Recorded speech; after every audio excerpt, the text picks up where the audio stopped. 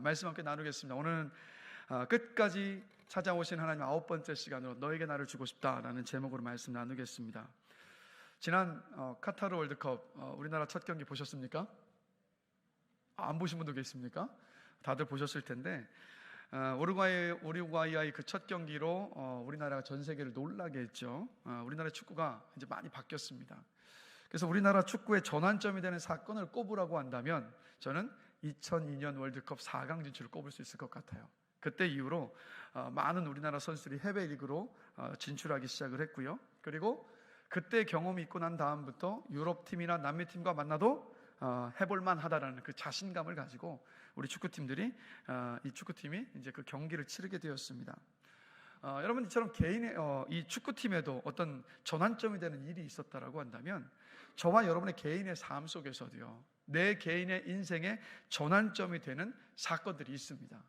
여러분에게는 어떤 사건이 있으셨습니까? 여러분의 인생이 그 사건을 기점으로 해서 그 전과 그 후가 달라졌던 사건, 아마 그런 사건들이 다들 있으실 텐데, 오늘 본문에 함께 읽었던 이 말씀은 야곱의 인생에 있어서 전환점이 되는 그 사건을 지금 기록을 하고 있습니다. 그래서 함께 살펴보면서 은혜를 나누고자 하는데, 야곱이 드디어 외삼촌 라반을 떠나서 고향으로 출발을 했습니다. 그런데 고향으로 가는 중에 이제 막 출발을 했는데 야곱이 누군가를 만나죠.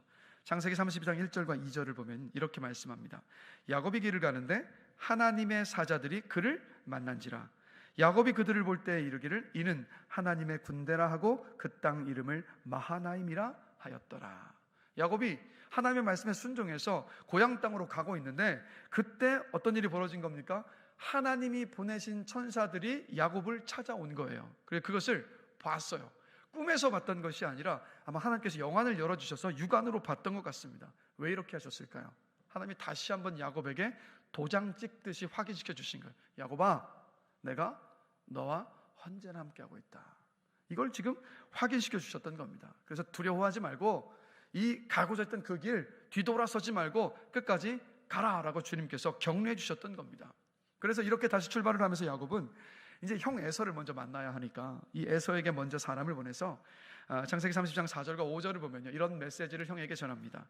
내가 라반과 함께 거류하며 지금까지 머물러 있었사오며 내게 소와 나귀와 양떼와 노비가 있으므로 사람을 보내어 내 주께 알리고 내 주께 은혜 받기를 원하나이다 라는 메시지를 전했어요. 이 메시지를 전하고 형의 반응을 살피려 했던 겁니다. 자, 그런데 이 야곱이 전했던 메시지의 핵심은 뭡니까? 딱 이겁니다. 형님, 저 하란에서 큰 부자 되었습니다. 그래서 저 아버지 유산에 관심이 1도 없으니까 저를 향한 형님의 그 마음 좀 삭히시고 저를 좀 받아주십시오라는 이 메시지를 담고 있었던 거예요. 왜요? 야곱은 생각할 때 형 에서가 아버지의 유산을 내가 가로챘다는 것 때문에 나를 미워한다라고 생각했기 때문입니다. 뭔가 핀트가 어긋나 있긴 하죠. 그런데 여러분, 이 야곱이 전한 메시지에 에서가 이렇게 반응합니다. 창세기 32장 6절을 함께 보시면 사자들이 야곱에 돌아와 이르되 우리가 주인의 형 에서에게 이른즉 그가 400명을 거느리고 주인을 만나려고 오더이다. 아무 답이 없고 이제 다시 메시지를 전달해주고 받아왔었던 이 하인이 하는 말이 지금 에서가 400명의 부하들을 데리고 주인님을 만나러 오고 있습니다 라고 이야기한 거예요. 여러분, 에서가 왜 400명의 병사들과 함께 찾아왔겠습니까? 환영하라고 왔을까요? 아니죠. 환영할 길인데 왜 400명의 군사들을 데리고 오겠습니까? 환영하러 오는 것이 아니라 야곱을 해하기 위해서 그렇게 출발을 했던 거예요. 이 소식을 받자마자 야곱이 어떻게 되냐면 두려워하고 답답해하기 시작을 했습니다. 왜요? 막 이제 생명의 위협을 느끼니까. 근데 여러분, 이 야곱이 이 두려워하고 답답한 마음을 가지기 바로 직전에 어떤 일이 있었습니까, 여러분? 바로 직전에 마하나임에서 하나님의 천사들을 보내시고 야곱에게 보내주셨잖아요. 그리고 말씀하셨잖아요. 야곱아, 내가 너와 함께한다고. 그런데 그 마하나임에서 하나님께서 주셨던 그 은혜를 현실의 에서라는 문제 앞에 딱 맞닥뜨리고 나니까 야곱이 그 현실의 상황과 그 문제 앞에서 그 은혜를 그냥 완전히 깡그리 다 잊어버린 거예요. 그리고 현실의 문제 앞에 야곱이 그냥 무너져 버렸던 모습을 오늘 본문을 통해서 봐요. 자, 그런데 여러분, 야곱의 모습이 저와 여러분의 모습 아니던가요? 자, 생각해 보십시오. 주일 예배와 목장 모임 속에서 막 은혜를 받았습니다.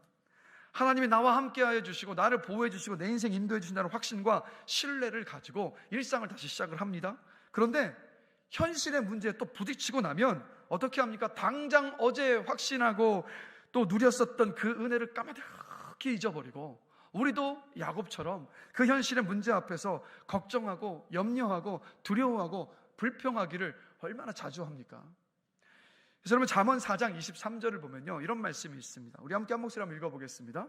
모든 지킬 만한 것 중에 더욱 내 마음을 지키라. 생명의 근원이 이에서 남이니라. 아멘. 여러분의 건강, 재산, 여러분의 자리를 지키는 것 중요합니다. 어떤 분들은 몸무게를 지키시는 것 굉장히 중요할 수도 있어요. 여러분의 성적을 지키는 것도 중요합니다. 그런데 여러분, 가장 중요한 것은 뭐냐면 우리의 마음을 지키는 겁니다. 우리의 마음에서 생명의 근원이 나기 때문에 마음을 지키지 못하면 야곱처럼요, 그냥 현실의 문제들 앞에서 우리는 쉬 흔들리고 걱정하고 두려워하며 염려할 수밖에 없기 때문입니다. 그래서 여러분, 마음을 지키려면 어떻게 하면 될까요? 하나님이 여러분에게 주셨던 그 은혜를요, 쏟아버리지 마시고 마음속에 담으셔야 합니다. 그때 우리의 마음을 지켜나갈 수 있어요. 야곱이 그 은혜를 잊어버렸기 때문에 그 마음을 지킬 수가 없어서 두려워하고 떨었던 모습을 본문 속에서 봅니다. 이렇게 여러분, 야곱은요, 그 두렵고 떨리는 마음을 안고 밤이 새도록 고민을 합니다. 그리고 그 밤샘 고민 속에서 이제 어떻게 해야 될지, 자기를 만나러 400명의 병사들과 오는 형 에서를 어떻게 만나야 할지 이제 결정을 내렸습니다. 자, 함께 말씀 보실까요? 창세기 32장 13절입니다. 우리 함께 한 목소리로 읽겠습니다. 야곱이 거기서 밤을 지내고 그 소유 중에서 32장 20절 말씀도 함께 보시겠습니다.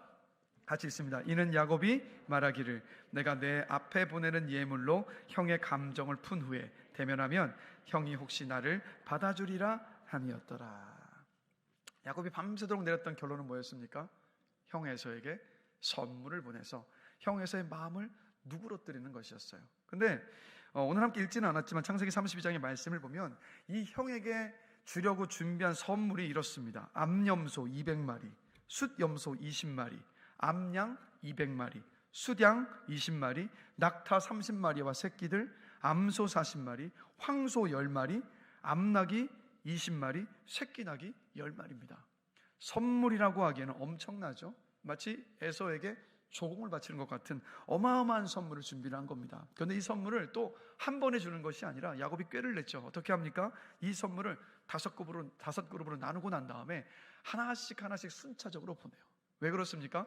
큰 선물을 한 번에 받는 것보다 작은 선물을 여러 번에 걸쳐서 받다 보면 사람이 더 기분이 좋아질 수 있잖아요. 그래서 이렇게 해서 형 에서의 마음을 얻고자 하는 마음에 이렇게 보냈던 겁니다. 그래서 야곱은 어떻게 합니까? 계획했던 대로 선물과 가족들을 5그룹으로 나누어서 먼저 보내요. 그런데 이렇게 계획을 잘 세우고 또 보냈음에도 불구하고 이 마음에 안심이 되질 않습니다. 여전히 마음이 두렵고 답답합니다. 그래서 야곱은 어떻게 했냐면 홀로 가족들과 선물을 다 보내고 난 다음에 야복강 나루에 홀로 남았습니다. 그리고 또다시 밤을 지새워요. 그런데 이 홀로 밤을 지새고 있던 야곱에게 누군가 씨름을 걸어옵니다. 자, 24절 함께 보실까요? 우리 한 목소리 한번 읽겠습니다. 야곱은 홀로 남았더니 어떤 사람이 날이 새도록 야곱과 씨름하다가. 자, 우리는 흔히 이 말씀을 대하면서 이 씨름을 기도라고 생각을 합니다. 그래서 이 씨름이라는 말 때문에 우리나라만의 독특한 기도가 하나 나왔죠. 뭐냐면 나무 뿌리를 뽑는 기도요. 이왕 기도할 거면 나무 뿌리를 뽑는 심정으로 그렇게 기도해야 한다. 그래야 하나님께서 응답해 주시느라는 그런 기도의 방법이 이 말씀의 씨름이라는 곳에서 나오기도 했는데, 그런데 사실 여러분, 여기서 말하는 이 씨름은요, 기도가 아니라 그냥 말 그대로 여러분 씨름입니다. 그 이유가 있어요. 생각해 보시면 야복강가의 이 씨름이 정말 우리가 흔히 생각했던 것처럼 기도라고 한다면 이 씨름을 누가 걸어야 합니까? 야곱이 하나님을 붙들고 하나님께 씨름을 해야 되는 거 아니겠어요? 그럼 24절을 보면 뭡니까? 이 씨름을 시작한 것은 야곱이 아니라 어떤 사람이었어요. 이 어떤 사람이 누구냐면 하나님께서 보내신 하나님의 사자였습니다. 그렇다면 무슨 말입니까? 이 싸움을 걸어오신 분은 바로 하나님이었다는 얘기예요.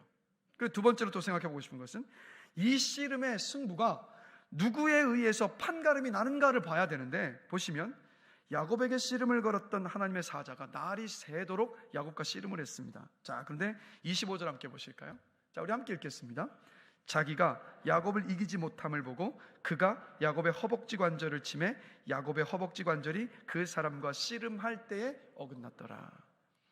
자, 하나님의 사자가 자신이 이기지를 못하니까 야곱의 이 허벅지 관절뼈를 쳐서 걷지 못하게 만들고 그 자리를 떠나려고 했단 말이에요. 기도가 아니었다는 거예요. 그리고 조금 더 상식적으로 생각해 보면, 여러분 기도를 하는데 왜 허벅지 관절뼈가 부러집니까? 혹시 이 자리에 기도하시면서 우리가 목은 쉴 수 있어도 기도하면서 허벅지 관절뼈가 부러질 일은 없잖아요. 즉 야곱은요, 온 몸으로 하나님의 사자와 밤새도록 씨름을 했던 겁니다. 그렇기 때문에 본문의 이 씨름은 야곱이 하나님께 길을 쓰고 매달려서 원하는 것을 얻어내는 이야기가 아니에요. 이건 어떤 이야기냐면, 하나님께서 야곱에게 요구하실 것이 있어서 찾아오셔서 씨름을 거셨던 사건입니다. 그런데 의대도로 풀리지를 않으니까 안 되겠다는 판단을 내리시고 야곱을 떠나려 하셨던 거였어요. 이 사건을 이해하려면요, 이전까지 야곱이 어떤 삶을 살아왔는가를 우리가 다시 한번 되짚어 봐야 합니다. 자, 야곱은 어떤 삶을 살아왔습니까? 야복강 이 강나루에 이를 때까지 평생토록이요, 내 인생은 내 것이다, 내 인생의 주인은 나다라는 생각으로 살아온 사람입니다. 내 생각, 내 경험, 내 의지, 내 방식대로 살려 했던 사람이 바로 여러분 야곱이잖아요. 그럼에도 불구하고 하나님은요, 형에게 장자의 명분을 속여서 빼앗았을 때도, 아버지를 속이고 장자의 축복을 받았을 때도 야곱을 지켜보고 계셨어요. 그러다가 야곱의 이 모든 행동들이 아무 쓸모없게 만드셨죠. 어떻게 합니까? 장자의 축복을 받았지만 형 에서를 피해서 도망쳐야 됐어요. 그런데 그 하란 땅에 머물 때도 하나님께서는 야곱에게 은혜를 주셔서 큰 부자가 되게 하셨죠. 그러나 외삼촌 라반과의 불화 때문에 더 이상 그곳에 함께할 수 없어서 고향으로 돌아올 수밖에 없는 그 상황으로 몰아가셨어요. 부자가 되었기 때문에 금의 환영할 것이라고 생각을 했지만 결과는 뭐였습니까? 형 에서가 400명의 부하들과 함께 자신을 맞으러 와요. 그 소식에 간담이 서늘해집니다. 근데 이때도 야곱은 어떻게 합니까? 하나님을 온전히 붙잡고, 하나님 나 좀 도와달라고, 하나님이 도와주시지 않으면 날 살 수가 없노라고 하나님께 매달렸던 것이 아니라 자기 꾀와 방식으로 또 문제를 풀어보려고 했어요. 야곱의 인생 속에서 여러분, 하나님은요 중요하지 않았습니다. 하나님에게 있어서 야곱은 중요했지만 야곱에 있어서 인생 전체를 보면 하나님이 중요하지를 않았어요. 야곱은 자기 인생이 철저하게 내 손에 달려있다라고 생각하면서 살아왔었던 사람입니다. 그래서 에서를 만나기 위한 그 계획도 완벽해 보였어요. 그런데 문제는 뭐였습니까? 완벽한 계획을 세웠는데 그 계획을 실행했는데도 불구하고 두려움이 마음속에서 떠나가지를 않았던 거예요. 그래서 밤이 새도록 그 야복강가에 머물러 있었던 겁니다. 바로 이때 하나님이 야곱을 찾아오셨어요. 야곱에게 씨름을 거셨습니다. 왜 그러셨을까요? 이걸 말씀하고 싶으셨던 겁니다. 야곱아, 아직도 네 인생이 주인이 너라고 생각하니? 네 인생의 주인은 네가 아니라 바로 나야. 너의 생사 화복을 주관하는 사람은 네가 아니라 바로 나다라는 것을 야곱에게 확인시키고 싶으셨던 거예요. 그런데 야곱은 끝까지 어떻게 한 겁니까? 아니요, 하나님, 제 인생 제 겁니다. 제 인생 제 거고 제 인생 주인은 저고 저는 제가 하고 싶은 대로 할 겁니다 라고 끝까지 버틴 거예요. 그러자 하나님은 어떻게 하신 거냐면, 너는 끝까지 지지 않고 내 마음대로 살고 싶구나.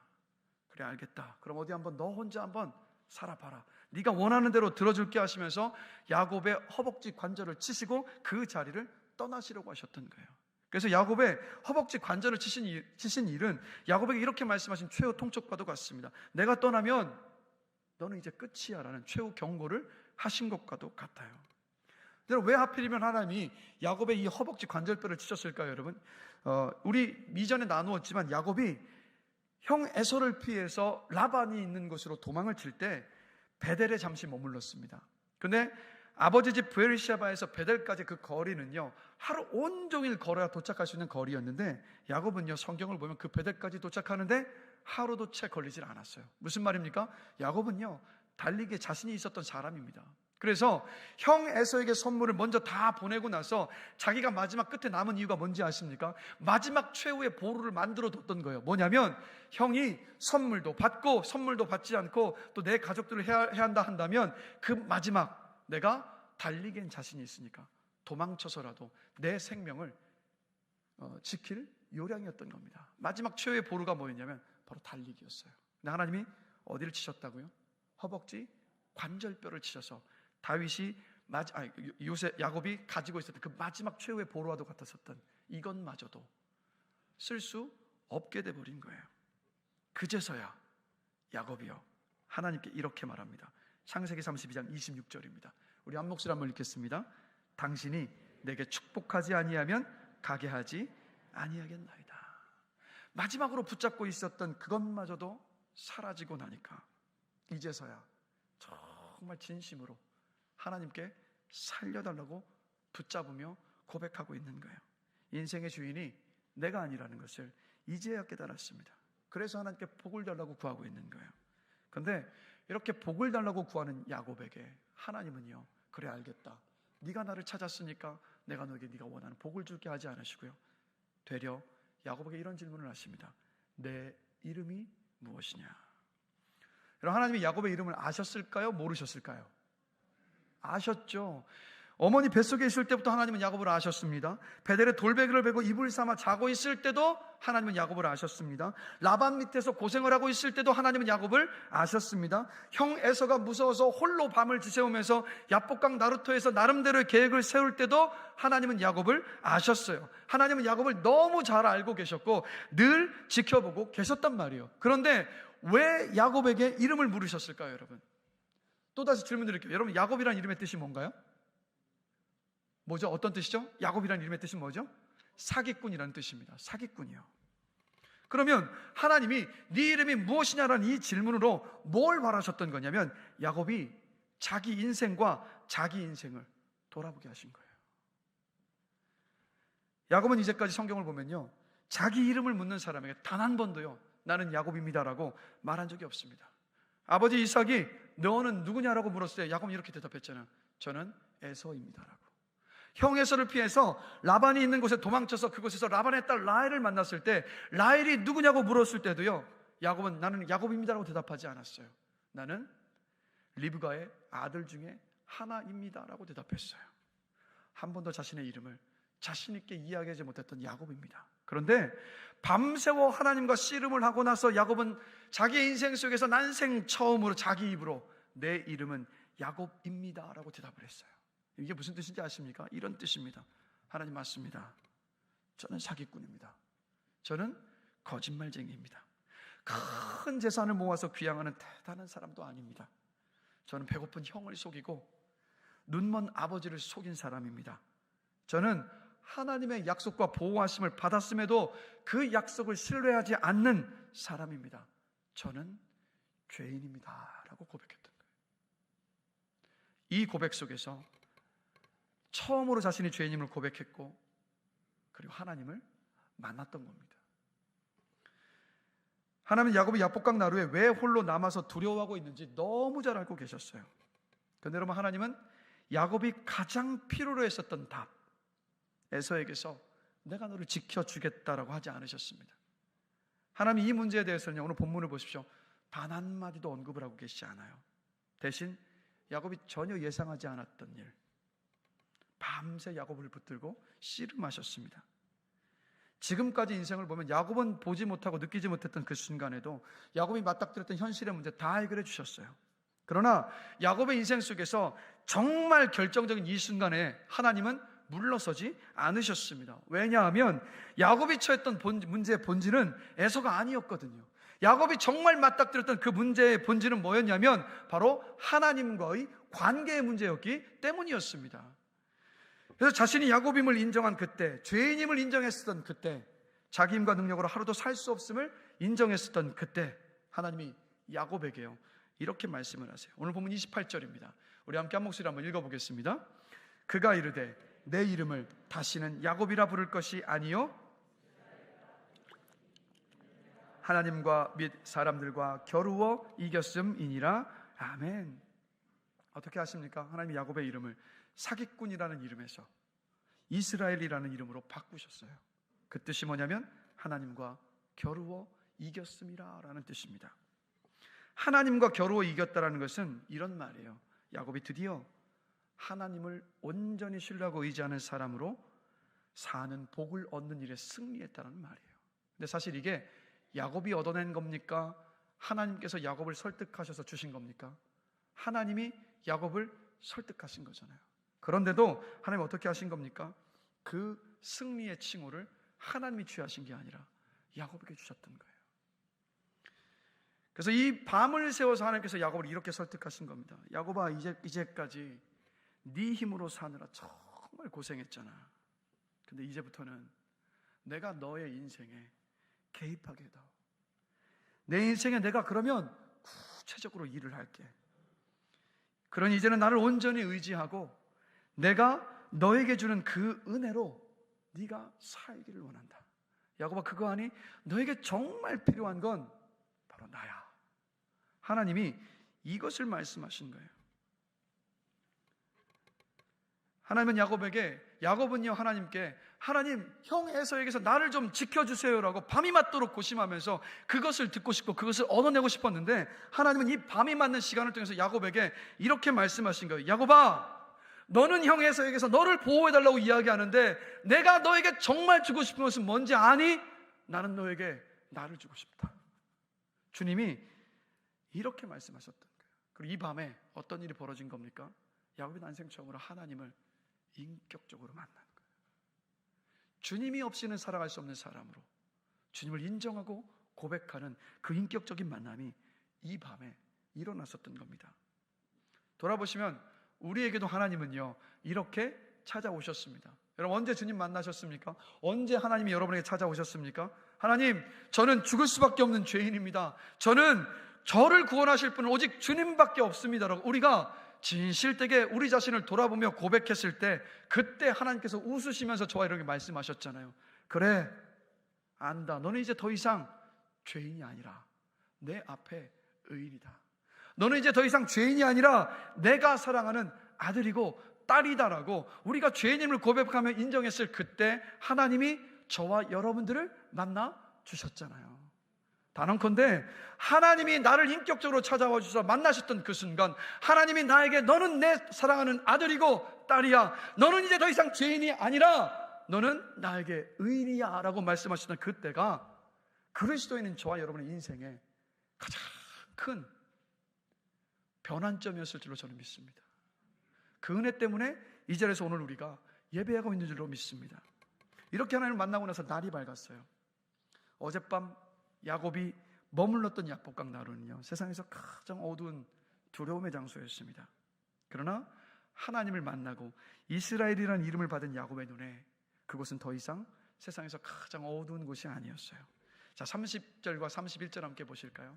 우리 한 목소리 한번 읽어보겠습니다. 그러므로 야곱이 그곳 이름을 브니엘이라 하였으니 그가 이르기를 내가 하나님과 대면하여 보았으나 내 생명이 보존되었다 함이더라.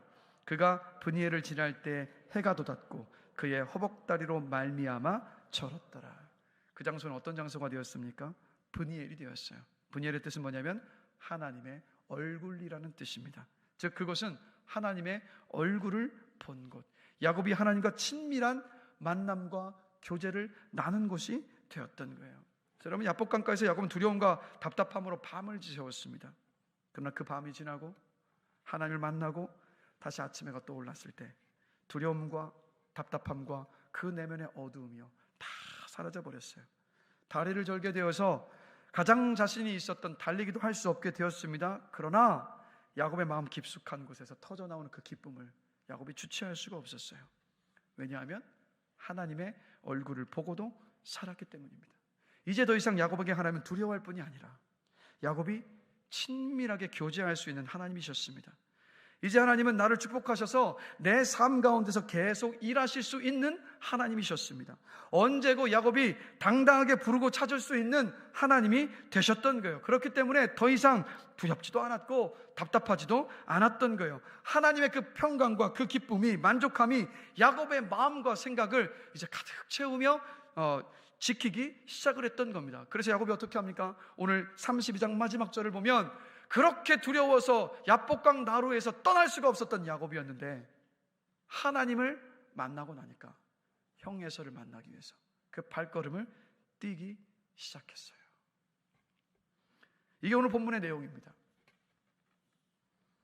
저는 이 말씀을 보면서요, 야곱에게서 저와 여러분의 모습을 봅니다. 우리는요, 인생을 살아가면서 진정한 문제가, 내 인생의 진짜 문제는 돈이라고 생각을 합니다. 아니면 자식이라고 생각을 하죠. 그래서 조금 넉넉한 형편에서 내 자식들만 건강하게 잘 자라주면 별 문제 없이 인생을 살아갈 수 있다라고 생각을 합니다. 환경만 지금보다 좀 더 나아지면 될 것이라고, 승진을 하고 더 높은 연봉을 받으면 괜찮을 것이라고 생각을 합니다. 대학에 합격만 하면, 취직만 하면, 결혼만 하면 괜찮을 것이라고 생각을 해요. 그저 오직 그 에서의 문제, 내가 부딪히는 현실 문제 해결을 통해서 불확실한 그 미래를 끊임없이 우리는 가늠해 보려고 합니다. 그런데 한번 돌아보십시오. 여러분들이 과거에 이것만 잘 되면 다 괜찮을 것이라고 생각했던 그 일이 지금도 여러분에게 평안함을 보장해주고 있습니까? 더 나은 환경, 더 많은 연봉, 더 좋은 삶의 터전이 여러분의 그 공허한 마음을 다 채워주고 있습니까? 그 모든 것을 다 얻었을 때 그 만족과 기쁨이 지금도 계속되고 있으십니까? 그 전 국가대표 축구선수 이영표 선수는 어릴 때부터요, 국가대표 축구선수가 되는 것이 꿈이었습니다. 그 꿈을 향해서 막 미친 듯이 훈련했다고 이야기를 해요. 그래서 정말 꿈을 꾸었던 대로 꿈을 이룬 그 정점에 섰습니다. 근데 그 정점 속에서 이영표 선수가 이런 고백을 해요. 국가대표 선수가 되고 유럽에 진출해 최고의 리그에서 최고의 선수들과 함께 경기를 하면 모든 것이 행복할 것 같았지만 실상은 그렇지 않았다. 국가대표가 되어 경기에 나서기만 하면 좋겠다는 바람대로 경기에 출전했다. 그러나 경기에 출전하더라도 잘하지 못하면 오히려 출전하지 않은 것보다 더 못한 비난을 들어야 했다. 또 경기에서 잘하더라도 이기지 못하면 나 자신과 많은 사람을 만족시킬 수가 없었다. 이것은 축구선수가 되어 행복해지고 싶다는 어릴 적 기대와는 한참 거리가 멀었다. 세상적으로, 외형적으로 나에 대한 평가는 점점 더 높아져만 갔지만 정작 나 자신은 시간이 지날수록 초조하고 메말라가는 느낌이었다. 여러분, 우리의 진짜 문제는요, 현실의 에서의 문제 해결이 여러분 아닙니다. 우리가 맞닥뜨리는 진짜 문제는 뭐냐면 바로 하나님과의 관계의 문제예요. 여러분, 지금 혹시 야복나룻가에 계신 분이 계십니까? 깊은 어둠 속에 홀로 남겨진 것 같고 에서라는 거대한 산 앞에서 막막하신 분이 계십니까? 그 문제와 상황을 해결하려 달라고 울부짖기 전에 그때 먼저 우리가 점검해야 되는 것은 뭐냐면 하나님과 나 사이의 관계가 온전한가? 우리 여러분, 이것을 먼저 점검해야만 합니다. 하나님을 막 인격체로 대해야 하는데, 하나님이 인격이시거든요, 여러분. 하나님 인격으로 대해야 되는데 내가 필요할 때만 찾는 분으로, 내 소원을 필요할 때마다 이야기하면 들어주는 요술램프의 요정 지니 정도로 내가 하나님을 그렇게 생각하고 있는 것은 아닌가? 그것을 먼저 여러분, 우리 돌아봐야 돼요. 하나님과의 관계 회복이 먼저입니다. 하나님과의 그 교제의 회복이 여러분 먼저입니다. 우리가 근데 이것을 자꾸 놓쳐요. 말씀을 준비하면서 듣게 된 이야기인데요, 어떤 한 환자가 죽을 병에 걸려서 중환자실에 입원을 했습니다. 오늘 죽을지 내일 죽을지 모르는 상황이에요. 근데 그 얼굴이 너무 평안하고 얼굴에 미소가 가득합니다. 이 환자를 치료하는 이 의사가 이 사람이 자기 병이 얼마나 중한지를 몰라서 지금 이렇게 웃고 있구나라는 생각이 들어서 묻습니다. 부인이 무슨 병에 걸렸는지는 아세요? 대답합니다. 네, 알죠. 근데 어떻게 이렇게 평안하십니까? 그러자 이 환자가 얼굴에 미소를 지으면서요, 의사에게 이렇게 말합니다. 의사 선생님, 제 병은요, 나보다 제가 믿는 하나님께서 더 잘 알고 계십니다. 그리고 제 사명이 끝이 났는지 안 끝났는지도 하나님께서 알고 계셔요. 제 사명이 끝났으면 저는 죽습니다. 그러나 제 사명이 끝나지 않았으면 저는 죽지 않습니다. 하나님께서 알아서 일하실 텐데 내가 왜 걱정을 합니까? 라고 대답을 한 거예요. 그래서 이 의사가 너무 의아하고 놀랍게 생각하고 나서 그 다음에 다른 병동에서 근무를 하게 돼서 이제 이 환자를 잊고 있었습니다. 그러다 문득 이 환자가 생각이 나서 그 병동을 가서 이 환자를 찾았어요. 근데 이 환자가 보이질 않는 겁니다. 그래서 물어보니까 혹시 돌아가셨냐고 물어보니까 하는 말이 건강을 회복해서 퇴원을 했다라는 거예요. 죽을 병 앞에서 어떻게 이런 태도와 반응을 보일 수 있었겠습니까, 여러분? 바로 하나님과의 관계가 바로 세워져 있었기 때문이었어요. 하나님이 어떤 분이신지를 아니까 그 죽음이라는 것도, 그리고 그 병이 가져다 주는 그 아픔들도 이 사람을 두렵게 만들 수가 없었던 거였습니다. 내면에 하나님 때문에 세상이 줄 수 없는 그 평안함으로 가득 차 있었던 거였어요. 우리는 신앙생활을 하면서요, 신앙이 좋다, 나쁘다, 신앙의 수준이 높다, 낮다를 두고 이 평가하고 싶어 합니다. 그다음 질문 드릴게요. 그럼 누가 신앙이 좋습니까? 누가 신앙이 좋은 건가요? 목사니까 제가 가장 좋습니까? 아니면 장로님이고 권사님들이니까 장로님, 권사님들이 신앙이 가장 좋은 건가요? 아니요, 사실이요, 우리 모두 신앙이 좋지는 않습니다. 왜요? 우리 신앙생활하면서 매번 확인하는 게 뭡니까? 내 죄성과 내 연약함, 내 허물을 우리 계속 발견하잖아요. 그러니까 우리가 신앙이 좋기 때문에 살고 있는 게 아니라 우리 하나님이 좋으신 분이시기 때문에 우리가 살고 있는 줄로 저는 믿습니다. 하나님께서 우리의 죄성과 연약함과 허물들을 용납하시고 용서하시고 끝까지 품어주시고 기다려주시기 때문에 우리가 지금 살아가고 있는 것 아니겠습니까? 그래서 하나님은요, 저와 여러분에게 좀 더 나은 사람이 되라고 하신 적이 없으세요. 우리가 더 노력해서 너 지금보다 더 나은 신앙인이 되어라 라고 하나님은 그렇게 말씀하시지 않으십니다. 자, 요한복음 17장 3절 함께 보실까요? 자, 우리 한 목소리 한번 읽어보겠습니다. 영생은 곧 유일하신 참 하나님과, 아멘. 여러분, 예수 그리스도를 믿으십니까? 예수님의 십자가 부활을 믿으십니까? 그분의 승천하심을 믿으십니까? 다시 이 땅에 오실 것을 믿으세요? 여러분이 영생을 소유하고 계심을 믿으십니까? 그 영생이 뭐라고요? 이 말씀을 통해서 보면 뭐죠? 하나님과 그가 보내신 자 예수 그리스도를 아는 거예요. 이게 영생이에요.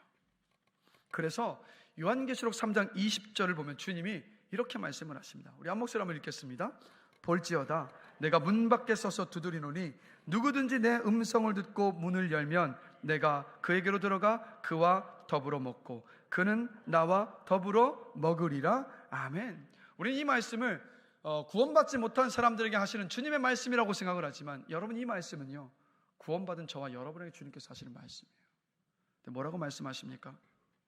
얘야, 나는 너에게 나를 주고 싶다. 나는 네가 너무 알고 싶고 너를 만나고 싶고 너와 교제하고 싶다. 그리고 너도 나와 교제하면서 네가 나를 알아가는 기쁨을 누렸으면 좋겠다라고 주님께서 이런 말씀하고 계신 거예요. 여러분, 예수님은요, 십자가를 통해서 하나님을 알 수도 없고 하나님과 교제할 수도 없었던 우리들이 하나님과 교제하는 그 문을요, 활짝 열어주셨습니다. 이제 예수님을 믿어서 구원받은 저와 여러분들은요, 하나님과의 사이에 막힌 것이 아무것도 없어요. 그래서 아무리 하나님에게서 멀어진 사람이라 할지라도 하나님께 나아가기를 원하면 하나님은 만나주시고 당신을 반드시 보여주십니다.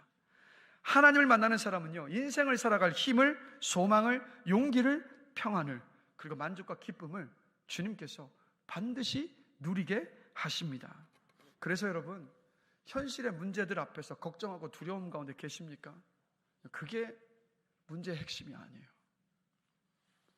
주님과 만나는 자리로 가시길 주님의 이름으로 권면합니다. 말씀의 자리, 기도의 자리, 예배의 자리, 그리고 믿음의 동역자들과 함께 은혜를 나누고 서로를 위해서 중보하며 기도할 수 있는 그 목장 모임의 자리로 여러분 가셔야 돼요. 짜투리 시간 내시면서 시간 날 때 가실 것이 아니라 시간을 떼셔서 우선순위로 두시고 그 자리로 여러분 가셔야 합니다. 그리고 하나님 아버지 앞에 서셨을 때 포장하지도 마시고 숨기지도 마시고 그냥 여러분의 있는 모습 그대로 여러분의 모습으로 야곱처럼 하나님께 서셔야 돼요. 그때 하나님 만날 수 있습니다. 그때 하나님 만날 수 있어요. 우리 교회 한 성도님은요, 침샘에 침이 나오지 않는 희귀 질병을 앓고 계십니다.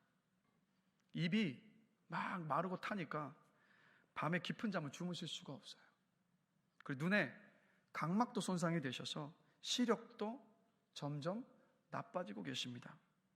이 성도님도 몇 년째 기도하고 계시고, 저도 기도하고 있고, 우리 교회 모든 이걸 아는 모든 지체들도 함께 우리가 중보하며 기도하고 있습니다. 근데 그 상황이요, 크게 나아지질 않았어요. 원망할 수 있고 불평할 수 있는 상황이지 않습니까? 그런데 이 성도님을 뵈면요, 항상 감사하시고 항상 웃으시더라고요. 불평과 원망의 말을 제가 이 성도님에게 들어본 적이 없습니다. 하나님이 주신 기쁨과 만족과 평안과 그 감사로 사시는 거예요. 그래서 요즘도 시간을 내서 그 기쁨 때문에 힘 닿는 대로요, 복음을 전하시기 위해서 그렇게 다니시고 계시는 모습을 봐요. 왜 그럴까요? 이 성도님이 왜 이런 어떤 기쁨과 만족을 누리고 있겠습니까? 바로 우리의 진짜 생명이 되시는 주님과의 친밀한 교제 속에 계시기 때문입니다. 주님과 깊이 만나고 나니까 주님과의 그 기쁨, 그 주님과의 교제와 그 만남이 육신의 아픔과 그 고통을요, 다 덮어버린 거예요. 다 덮어버렸다. 예수 그리스도를 믿어서 구원받은 저와 여러분에게 하나님이 주신 진짜 선물은요, 하나님 자신이십니다. 우리가 이것을 놓쳐요. 하나님을 진짜 선물로 주셨는데 우리는 하나님께서 받는 그 무엇을 찾고 구할 때가 너무 많아요. 한번 잘 돌아보시라고요. 하나님이 아닌 하나님께서 주셨던 것을 받았을 때 잠깐은 감사하지만 또 다른 현실의 문제가 다가오면 이내 우리는 다시 갈급해하고 다시 고민하고 다시 두려워하고 다시 아파하고 평안을 다 놓쳐버리잖아요. 여러분 기억하십시오. 하나님께서 저와 여러분에게 진짜 주고 싶으신 선물은 바로 하나님 자신이십니다. 그래서 여러분 요한복음 6장 35절을 보면 예수님께서 이런 말씀을 하세요. 나는 생명의 떡이니 내게 오는 자는 결코 줄이지 아니할 터이요 나를 믿는 자는 영원히 목마르지 아니하리라. 아멘. 하나님은요, 언제고 저와 여러분의 마음을 채워주실 수 있는 마르지 않는 샘과 같으십니다. 하나님과의 관계가 잘 세워져 있으면, 하나님과의 그 깊은 교제 속에 있으면 세상의 그 어떤 것도요, 우리 흔들 수가 없습니다.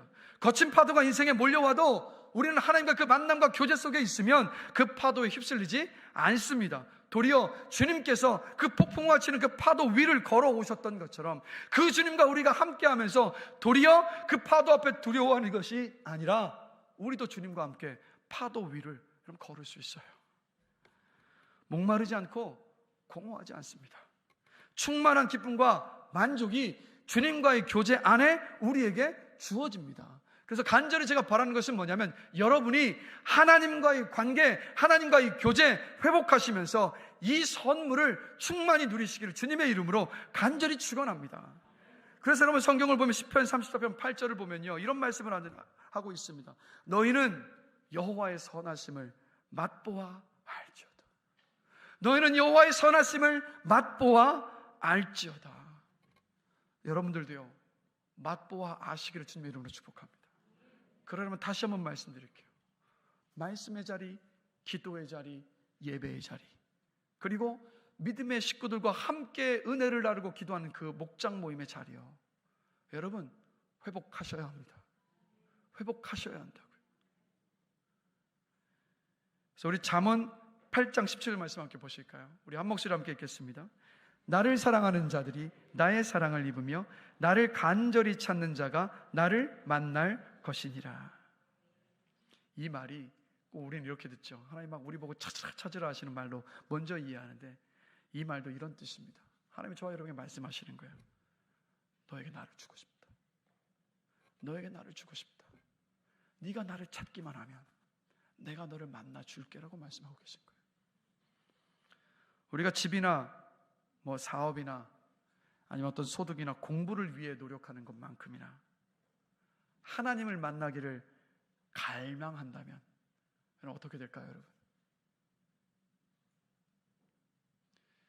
지금 여러분의 표정이 굉장히 심각하신데, 여러분이 사업이나 소득이나 공부를 위해서 그렇게 노력한 만큼이나 주님을 찾고 갈망하신다면요, 오늘 이 자리에 그런 표정을 앉아 계실 수가 없을 거예요.